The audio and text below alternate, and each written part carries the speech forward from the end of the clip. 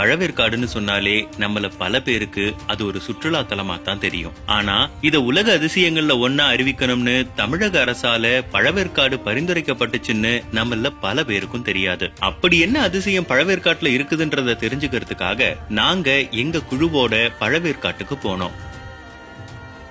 எல்லாருக்கும் தெரிஞ்சது பழவேற்காடு தான். ஆனால் அது பழவேற்காடுடைய மீனிங் வந்து பழமையான வேர்கள் கொண்ட காடு. அந்த பழமையான வேர்கள் கொண்ட காடுனா மேங்க்ரூவ் ஃபாரஸ்ட், தட் இஸ் அலையாத்தி. அலையாத்தியில் மட்டும்தான் நீங்கள் மரத்தை வெட்டும் போது வேர்கள் வெளியே தெரியும். அந்த வேர்களை பார்க்கும்போது பழமையான வேர்களாக இருக்கும். பழைய வேர்களாக இருக்கிறதால பழவேற்காடுன்னு மாறுச்சு. அதுக்கு முன்னாடி 15ஆம் நூற்றாண்டில் இது அனுராதபுரம் சொல்லுவாங்க. இதோ இந்த ஏரி தான் இந்தியாவிலேயே 2வது மிகப்பெரிய ஏரி. அது மட்டும் இல்லாம இது பறவைகள் சரணாலயமும் கூட. இங்க அணிவகுக்கிற படகுகள் கூட ஒரு விதமான அழகுதான். மீன் பிடிக்கிறது, இந்த ஏரியை சுத்தி காட்டுறது தான் அந்த பகுதி மக்களுடைய பிரதான தொழில். அங்க இருக்கிற அதிசயம் என்னன்னு தெரிஞ்சுக்கிறதுக்காக அந்த இடத்தையே சுத்திக்கிட்டு தெரிஞ்சோம். அங்குள்ள மசூதி ஒண்ணுல நிழல் கடிகாரம் இருக்கிறத அறிஞ்ச நாங்க அங்க போனோம். சின்ன பள்ளிவாசல ஒரு சன்டயல் சூரிய கடிகாரம் இருக்கும். இந்த சூரிய கடிகாரத்துடைய முதல் கடிகாரம் காணாமல் போயிடுச்சு. அது வந்து முதல் 10ஆம் நூற்றாண்டு கல். அது இந்த புதுப்பிக்கிறன்னு ஒரு பேரில் அந்த கல்லை தொலைச்சிட்டாங்க. இப்போ 1923 பண்ண காப்பர் கடிகாரம் மட்டும்தான் இப்போ இருக்குது. இது வந்து அந்த காலத்தில் வாட்ச் இல்லாததால் இந்த கடிகாரத்தில் டைம் பார்த்தா நமாஸ் பண்ணுவாங்க. இந்த பர்டிகுலர் மசூதியில் என்ன ஒரு வித்தியாசம்னா, அதுவும் இந்த ஊரை மட்டும் நான் சொல்ல மாட்டேன், கடலோரத்தில் இருக்கிற எல்லா ஊர்லேயும் கலை நயங்கள் வந்து நம்ம திராவிடியன் ஆர்கிடெக்சராக இருக்கும். அந்த பில்டிங்லாம் கல் பள்ளிவாசலாக இருக்கும். கல் பள்ளிவாசலில் வந்து திராவிடியன் ஆர்கிடெக்சர் ரொம்ப துல்லியமாக தெரியும். பழவேற்காடுலேயும் இருக்கும், சதுரங்கப்பட்டினத்துலேயும் இருக்கும், நாகப்பட்டினத்துலேயும் இருக்கும், கீழக்கரையிலையும் இருக்கும். நம்ம கலாச்சாரத்திலேயே எல்லா கோயில், சர்ச்சு, மாஸ்கெல்லாம் திராவிடியன் ஆர்கிடெக்சரில் கல்லில் தான் கட்டுவாங்க. அப்படி இருந்தது தான் கல் பள்ளிவாசல் வந்து நம்மளுடைய கலாச்சாரத்துக்கு பிரதிபலிக்கிற மாதிரி ஒரு எக்ஸாம்பிள். அந்த ஒரு கோயில் மாதிரி இருக்கும். அந்த கோயில் தான் மசூதி, கல் பள்ளிவாசல். நிழல் கடிகாரம் பல இடங்கள்ல இருக்கிற நிலையில இங்க வேறு என்னெல்லாம் அதிசயம் இருக்குன்னு எங்களுக்கு ஒரு ஆர்வம். இந்தியாவுடைய பழமையான கோட்டை இங்க இருக்கிறத தெரிஞ்சுக்கிட்ட நாங்க அதை தேடி போனோம். இதுல ஒரு சுவாரஸ்யமான விஷயம் என்னன்னா, சென்னை பட்டணம் உருவாகி 400 வருஷம் ஆகி இருக்கு.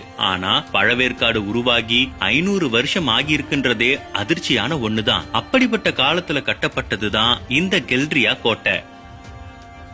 ஃபோர்ட் கில்ரியா இந்தியாவிலேயே முதலாக சவுத் ஈஸ்டர்ன் சைடில் கட்டின ஒரு கோட்டை. இந்த கோட்டையை கட்டினது வணிகத்துக்காக தான் கட்டினது.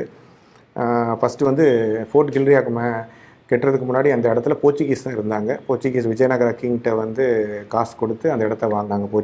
போர்ச்சுகீஸ் வந்து நிறைய கன் பவுடரு, நிறைய போர் புரிகிறதுக்கான வெப்பன்ஸ்லாம் இருந்ததை எக்ஸ்சேஞ்ச் பண்ணி விஜயநகர கிங்கை வந்து நல்லாவே ஒரு போர் புரிகிற சாம்ராஜ்யமாக மாற்றி விஜயநகர கிங்கை வந்து மற்ற சாம்ராஜ்யத்தில் அழிக்கிறதுக்கான உதவி பண்ணாங்க போர்ச்சுகீஸ்.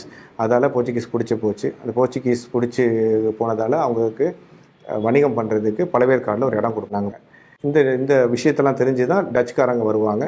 அந்த டச்சுக்காரங்க வர டைமில் போர்ச்சுகீஸோடைய அரசாங்கம் ஐரோப்பில் விழுந்ததால் டச்சுக்காரங்க ஈஸியாக இந்த துறைமுகத்தை எடுக்க முடிஞ்சிச்சு.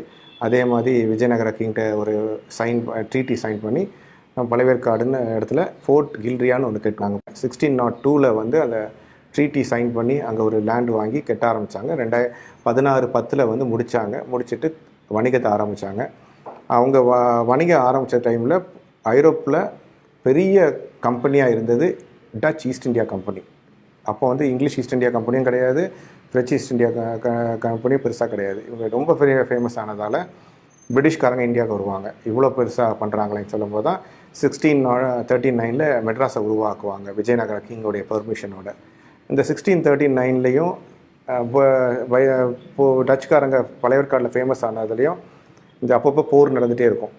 அந்த போரில் வந்து யார் ஜெயிக்கிறா தோக்குறான்னு அப்படி பார்க்கும்போது டச்சுக்காரங்க கொஞ்சம் கொஞ்சமாக லூஸ் ஆகி இந்தியா விட்டு போயிடுவாங்க. 1825 இந்தியா விட்டு வெளியே போயிடுவாங்க. ஆங்கிலோ டச் ட்ரீட்டின்னு ஒன்று சைன் பண்ணி போயிடுவாங்க. அப்போ வந்து இந்த ஃபோர்ட் கில்ரியா வந்து பிரிட்டிஷ் கையில் போச்சு. பிரிட்டிஷ்காரங்க என்ன பண்ணாங்க, அதை கொஞ்சம் கொஞ்சமாக அழிக்க ஆரம்பித்தாங்க. ஏன்னா அவங்களுக்கு வந்து மற்ற அரசாங்கத்துடைய தொல்லியல் தட் இஸ் எவிடன்ஸஸ்லாம் இருக்கக்கூடாதுன்னு சொல்லிட்டு கொஞ்சம் கொஞ்சமாக அழிப்பாங்க. பை ஆஃப்டர் இண்டிபெண்டன்ஸ் 1947 நம்மளும் ரொம்ப அழிச்சிட்டோம். எப்படின்னா அந்த ஃபோர்ட் கில்ரியாவுடைய கல்லெல்லாம் எடுத்து ரோடு போட ஆரம்பிச்சிட்டோம். ஸோ இப்போ ஃபோர்ட் கில்ரியா ரொம்ப அழிஞ்சு போய் கொஞ்சம் கொஞ்சம் தான் இருக்குது. ஆனால் பெரிய பெரிய எவிடன்ஸஸ்லாம் பார்க்கணும்னா அவங்களுடைய சிமெட்ரி அங்கேயே தான் இருக்குது. 1639 இருந்து அந்த சிமெட்ரி இருக்குது. இந்த கெல்ரியா கோட்டை இருந்தா கூட அத ஒரு அதிசயமா சொல்லி இருக்கலாம். ஆனா அதையும் தாண்டி என்ன அதிசயம் இருக்குன்றத தேடி போனோம். கல்லறை. கல்லறை வந்து கிறிஸ்துவ மதத்தின் சார்ந்த கல்லறை. இந்த கல்லறை வந்து 2 கல்லறை இருக்குது. ஒன்று போர்ச்சுகீஸ் கல்லறைன்னு சொல்லுவோம், இன்னொன்று டச் கல்லறைன்னு சொல்லுவோம். போர்ச்சுகீஸ் கல்லறைனா 1639க்கு முன்னாடி, 1639க்கு பின்னாடி. 1639 பின்னாடினா நீங்கள் டச் கல்லறை, 1639க்கு முன்னாடினா அது போர்ச்சுகீஸ் கல்லறை. அந்த நம்ம இண்டிபெண்டன்ஸ் சுதந்திரம் வாங்கின பிறகு வந்து ஏஎஸ்ஐ வந்து லிஸ்டிங் பண்ணுவாங்க என்னென்ன மானுமெண்ட்ஸ்லாம் இருக்குதுன்னு சொல்லி. அதில் வந்து மறக்கப்பட்ட தவிர்க்கப்பட்ட ஒரு கல்லறை தான் போர்ச்சுகீஸ் கல்லறை. அதால தான் இப்போ அது அழிஞ்சு போகிற நிலைமையில் இருக்குது.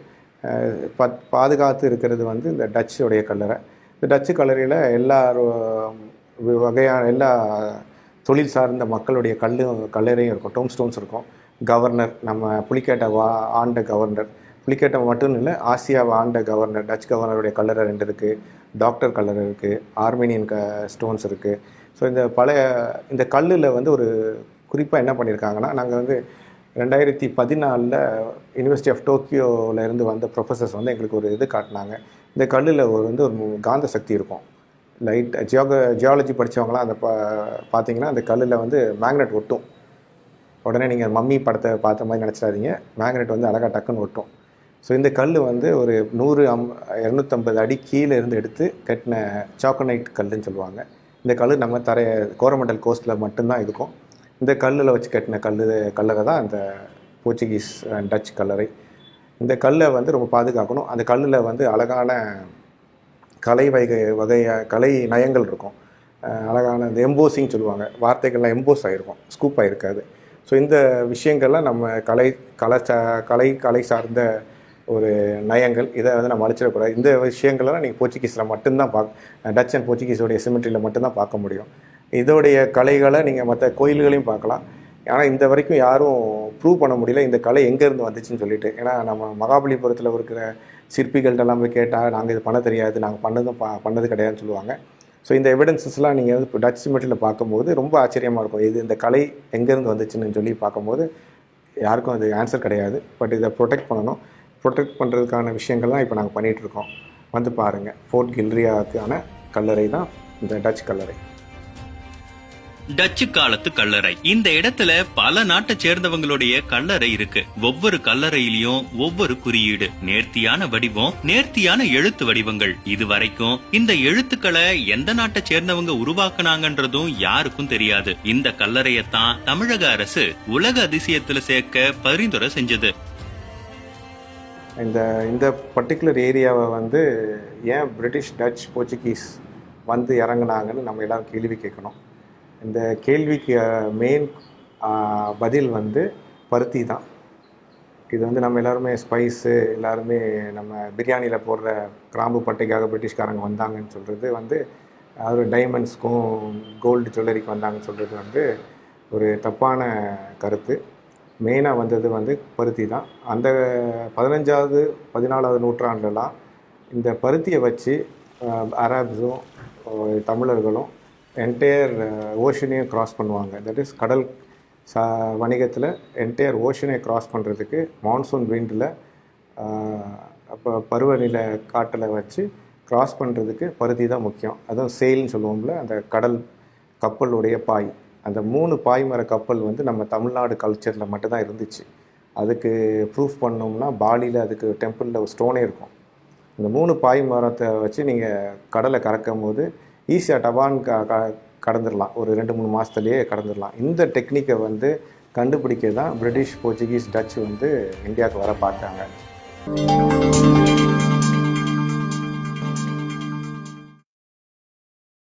காதலித்தவனை கரம் பிடிக்க போராடிய பெண் வெற்றி பெற்றாலா? ஜூலை 17 முதல் வசந்தன் கோ வழங்கும் Ranjithame powered by the Chennai Silks. Associate sponsor Mahanyas. புத்தம் புதிய மெகா தொடர் இரவு 7:30 மணிக்கு நமது கலைஞர் டிவியில் மற்றும் விகடன் டிவி யூடியூப் சேனலில் இரவு 8 மணிக்கு கண்டு மகிழுங்கள்.